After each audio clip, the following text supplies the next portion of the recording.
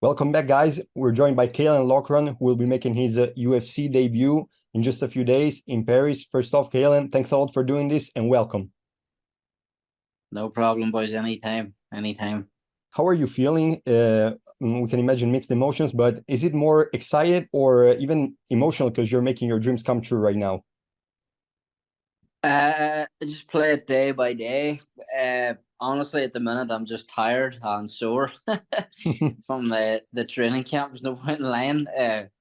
I've got one more hard day, and then it's taper off for fight week. But of course, I'm excited. When I get tomorrow over me and training camp's finished, probably gonna be more excited. But at the minute, I'm tired. Very understandable, of course. And we saw that you signed with the UFC a little over a month ago on July 20th. Is that correct? Yes, 19th. And you posted a video of when you actually were told by your coach Colin Heron that Yeah. you had signed for UFC. Was that the first time you actually knew that you were in the UFC? Yeah, that was me finding out for the first time. I didn't know they were filming. It was really, really special because our gym is being completely renovated, and he took like the general public and all the coaches and the team and all, and he's like telling us basically the plan and what the outlook of the gym is going to look like. And I thought that's what the meeting was. And then at the end of it, he goes, "What I'm actually here to tell everyone is," and he looked at me and he goes, "Welcome to the UFC." I was just like, "What the fuck?" So that was the first time. That's the first time I heard. I special moment, never forget it. It was actually a few weeks after your last fight, and we were wondering. We saw you even understandably become a little impatient at times. Maybe on Twitter, you were like, "I can't wait to sign for the UFC." We're talking about UFC 292 in Boston. Was that any moment where you were like, "Fuck, why am I not? Why haven't I already received the contract to sign?" Or were you always just let's just wait and it will happen? No, well, when I went into the Dylan Hazan fight, we were both undefeated. We were both the top guys in Europe. I even UFC Fight Pass posted who will post their ticket to the UFC. I was going in. I thought that the winner of that fight will get signed. There was a bit of a delay, and I was offered a fight on the Contender Series. We turned it down. I kind of thought that maybe that was always you could always go back to that. I was kind of thinking maybe it was going to be that way, but then my coach caught me off guard. But for a while, I didn't think I was getting. I going into the fight. I thought if I finished Dylan, I'll get signed. For a while, then I didn't think I was getting it, and then I got caught off guard. I thought it was going to be Contender Series, but it worked out all right. It wasn't. I suppose it wasn't too long. May to September is not. That's kind of roughly the time we wanted to fight. I was aiming towards a fight, but I was thinking it was going to be Contender Series. If I'm being honest. You're Irish. You are Yeah. part of the so-called second wave of Irish fighter in the UFC. And how did you decide, coming from one of the places in Europe where the MMA sports is the more developed, why or what did you make you decide to switch country and come to England and to join Team Carbon? Well, MMA in Ireland now is very big. The Obviously the explosion of the Conor McGregor drew a lot of eyes to our sport, and the amateur MMA shows in Ireland now are absolutely packed. Like the crowds are crazy. I doubt there'll be anywhere else in the UK, Europe that brings the kind of. There might be 30 fights on an amateur card. There might be 1,500 people at, or 100,000 people at. Like they're crazy. Some of the shows are crazy. Um, so naturally just gravitated towards that. I went to watch a few shows, and I pick up the sport. The training became more addictive, more addictive. I kept training more and more and more till I eventually started competing. Won every fight I had as an amateur in Ireland. Made myself the top guy. Won all the national titles, and I wanted to go pro. And I actually took a loss as an amateur representing Ireland in the Cage Wars European Series. And I thought I have to improve my wrestling, so I went to the number one gym from the UK and Ireland. We've had 10 guys, the UFC, famous fighters like Darren Till, now Tom Aspinall, Mike Grundy. way back to the days of Terry Adam, and so it was the gym's kind of like the known gym for the UFC from this part of the world. So I thought I'd give it a go, and found out very early on as an amateur that I wasn't as good as I thought I was when I went to CAOLAN, and I just stuck it out. Then thank God I did. In the last of 4 months, you became Bantamweight champion in Cage Warriors, and then you are having your debut in UFC. And Yes. do you think this is the right place and the right moment, even considering the fact that the UFC expresses their desire to go back after so many years to Ireland on 2024? This is the time now. Absolutely. Next year, if I get 2 fights this year, 2 wins. Ian Gary is obviously performing at a very, very high level. His fight against Neil Magny was very impressive. I knew how good he was. I honestly blew me away. Very impressive. They give me 2 fights this year. If I get to fight this card, and then I want to fight in December in Vegas on the pay-per-view, I believe my name will be right up there out of 2 very impressive performances.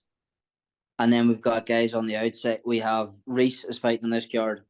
I imagine Paul Hughes will be close to the UFC very soon. So now is the time. Mid next summer, I think I'll be a very big name in the UFC.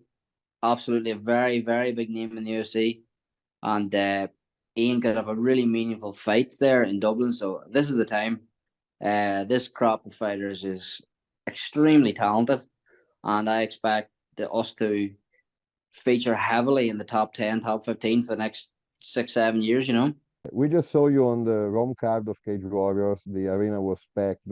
It was one of the biggest events. I know it's hard for an Irishman to believe it, but one of the biggest MMA events here in Italy. How are you dealing with the fact that you are going to be probably fighting in front of a crowd, a packed crowd, counting more than 15,000 people just watching the fight? I mean, that last fight has to stand to me. That was crazy. Of pandemonium walking out, and that I was just a sea of booze. So that atmosphere absolutely is going to have to stand to me. I actually don't expect it to be as congested and as compact, as I don't expect it to feel as crazy as the Rome show did, because everyone I literally was looking around, there was all my mates right in front of me, and there was about 1,500 Italians. It was just everybody was on top of the cage. It was absolutely nuts. So no, it don't affect me, and I've been a game day player since. If people won't know this, except for the guys in the amateur MMA scene in Ireland, I used to sell out arenas as an amateur. The place used to go nuts. I remember to sit down to the BBC for amateur fights. So I've been born for the big shows, and I expect to have way, way, way, way, way, way bigger shows. Main eventing against Sean O'Malley in Vegas. That's what I don't even dream. That's what I expect. So no, I think I was born for the big nights, lad. I don't. Paris, if there's a French man watching this interview, boo me all you want. I don't give a fuck.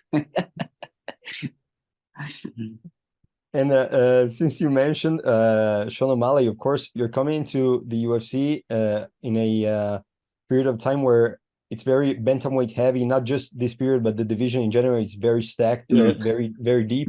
And in my opinion, the deepest in the sport, and probably the best in the sport as well. And we just saw a huge bantamweight title fight, probably the best ever as far as gate and numbers goes. And what did you think of the fight? What do you think of Sean O'Malley? And we saw you post as well on Twitter that you've never felt more confident. I think that was the words. Those were the words. On taking on a bantamweight champion of the world in the UFC. And why is that as well? And also your thoughts on the fight. First and foremost, I was very impressed. There's no I think that's why some guys go wrong. Some guy Ian at the weekend was saying Kobe Covington gets hyped for doing nothing. I think that's just the stupidest thing I've ever heard in my life. Kobe's one of the best fighters in the world. Yep. Some guys just say Henry Cejudo, they just say stupid things that make no sense. I was impressed by Sean O'Malley, like everybody else in the world was. It was a phenomenal shot.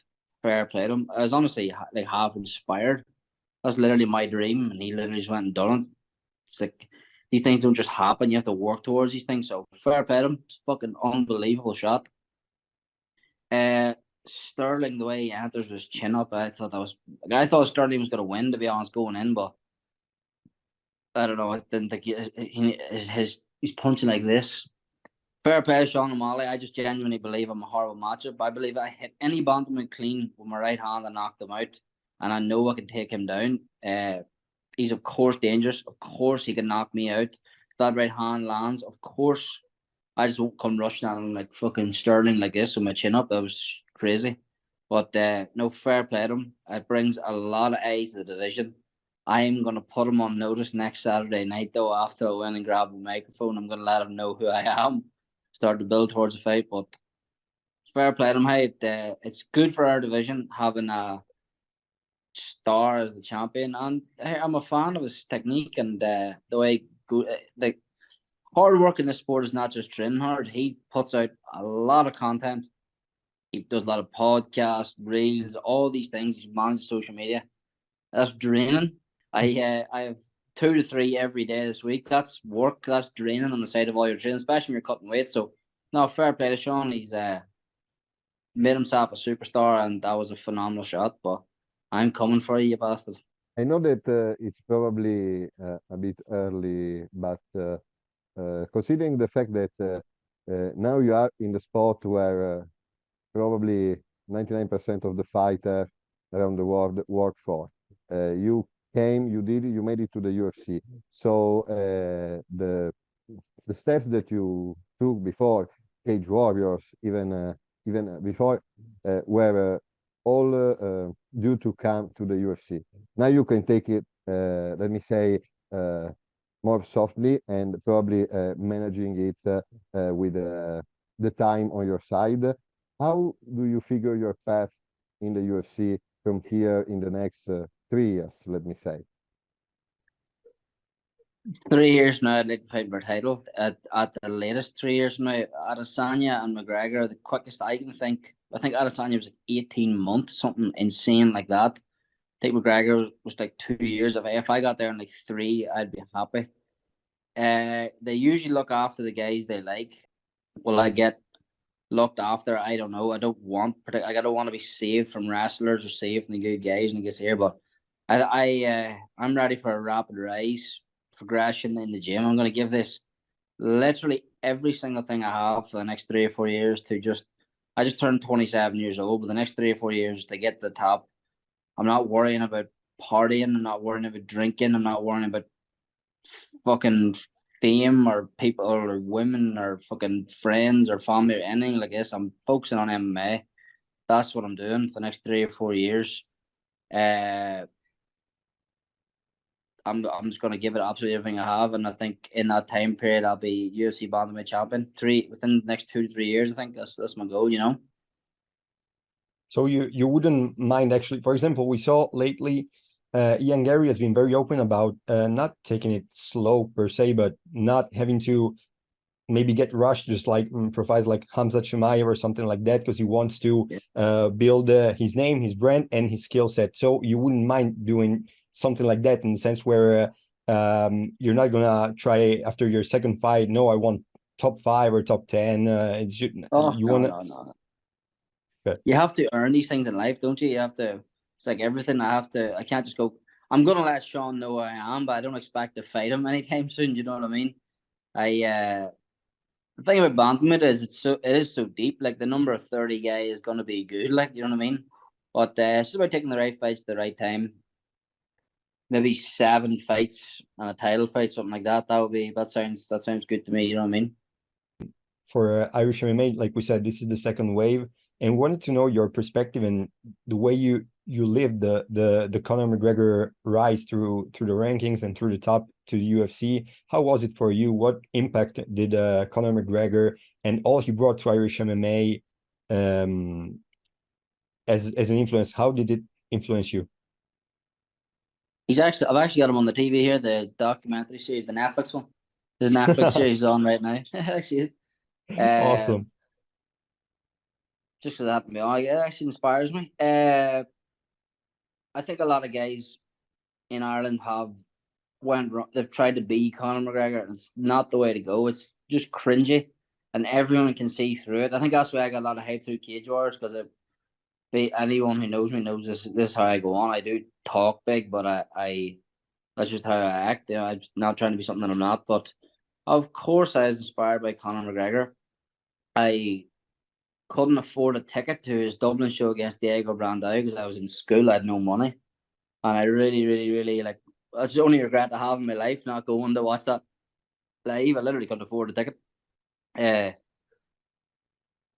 I still watch. I can't think Conor McGregor's are two different guys now. Like this now he's like a bit of a party animal and he's just funny. But when I look back to his like 145 rise, I still watch interviews back and just hypes me up. His mentality was phenomenal. His confidence in himself, how he conducted himself, how he trained, how he fought.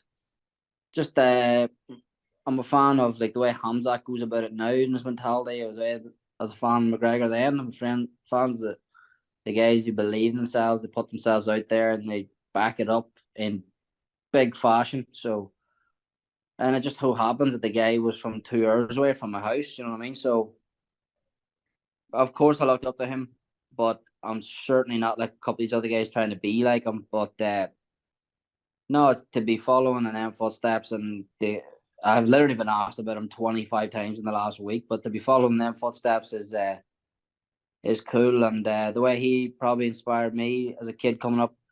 If I could inspire a next generation of Ireland, if I could even inspire one Irish kid and he was able to go make it to the UFC, that would make me so proud, you know.